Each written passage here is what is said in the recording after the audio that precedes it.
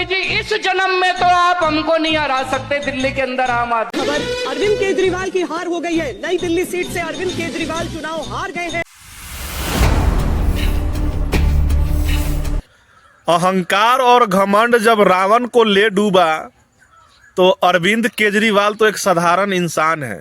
नमस्कार, मेरा नाम चंदन कुमार है। आप यूथ प्रतिरोध देख रहे हैं। बता दें कि कल दिल्ली का चुनाव का रिजल्ट घोषित हुआ, जिसमें बीजेपी फुल बहुमत के साथ जीत गई। हालांकि कई बार सदन में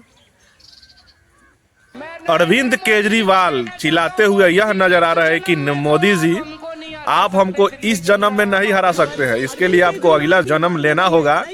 लेकिन कल जो परिणाम आया तो परिणाम एकदम से विपरीत आ गया, क्योंकि आप हर चीज लोगों को अगर मुफ्त में देंगे तो मुफ्त में लोग लेंगे। लेकिन लोग जो है आज बुर्बक नहीं है, आज के लोग जो है वो समझदार हैं और एक एक रुपया अगर आप उनको मुफ्त में दे रहे हैं तो वो भली भांति जान रहे हैं कि आप हमको मुफ्त में बिजली, आप हमको मुफ्त में पानी अगर दे रहे हैं तो आखिर यह पैसा जो है कहाँ से आ रही है, क्योंकि सरकार के पास है नहीं और केंद्र दे नहीं रही है।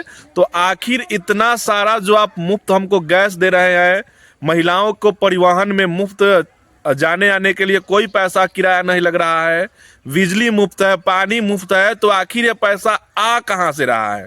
हालांकि अरविंद केजरीवाल जब से एक घोटाले में अंदर गए थे, वहीं से कहीं ना कहीं रणनीति जो है वह उल्टा पड़ने लगा और इस तरह दबाए कि कल जब गिनती हुआ तो यह इन लोगों की जो पार्टी थी दूर तक दिखाई नहीं दी।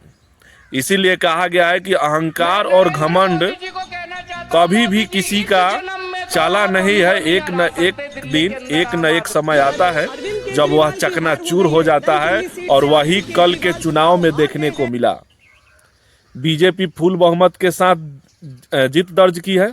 27 सालों के बाद कहीं न कहीं दिल्ली, जो देश की राजधानी दिल्ली है, वहाँ कहीं न कहीं 27 सालों के बाद फिर से कमल जो है वहाँ खिली है। लगातार 27 साल से बीजेपी वहाँ पे पीछे थी। हालांकि अरविंद केजरीवाल का कहना था कि इस जन्म में भूल जाइए मोदी जी, आप हमको इस जन्म में हरा नहीं सकते हैं। लेकिन इसी जन्म में और अभी ही बीजेपी कहीं ना कहीं हरा दी है और बीजेपी के प्रशंसक, बीजेपी के समर्थक और बीजेपी के कार्यकर्ता और बीजेपी के वोटरों में कहीं ना कहीं खुशी की लहर लौट आई है, क्योंकि दिल्ली का सर्वांगीण विकास होने वाला है। केंद्र में बीजेपी सरकार, दिल्ली में बीजेपी सरकार, जब दोनों सरकार सेम होगी, बजट भी पास होगा और विकास भी होगा। अगर वहाँ की जनता अगर वोट नहीं दी रहती तो बीजेपी नहीं जीतती। कितने लोगों का कहना है कि ईवीएम हैक हो गया था। अगर ईवीएम हैक हुआ रहता तो इस तरह से बुरी हार नहीं मिलती। ईवीएम, हालांकि वो जांच का विषय है, आप विपक्ष है तो आवाज़ कुछ भी उठा सकते हैं। ईवीएम हैक हो गया, बूथ छपा गया, ये विपक्ष का काम है, क्योंकि जिस देश में विपक्ष नहीं होता है वहाँ एक दलीय शासन हो जाता है, कहीं ना कहीं राजतंत्र वाला शासन लागू हो जाता है। तो विपक्ष का भी होना जरूरी है।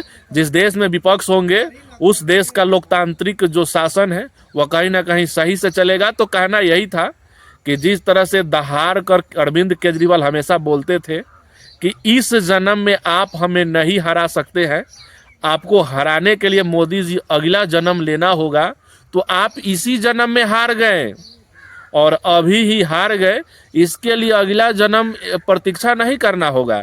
हालांकि अब जो है अरविंद केजरीवाल पर और मुसीबत बढ़ जाएगी, क्योंकि पहले से ही केस में जेल जा चुके थे, उसके बाद छूटे थे, कैंपेनिंग किए, चुनाव में चुनाव लड़े और कहीं ना कहीं जिस सीट से वो जीते थे उस सीट से पुनः करी वोट से हार गए हैं। लगभग 3000 वोटों से जो है अरविंद केजरीवाल अपने सीट को गंवा दिए हैं।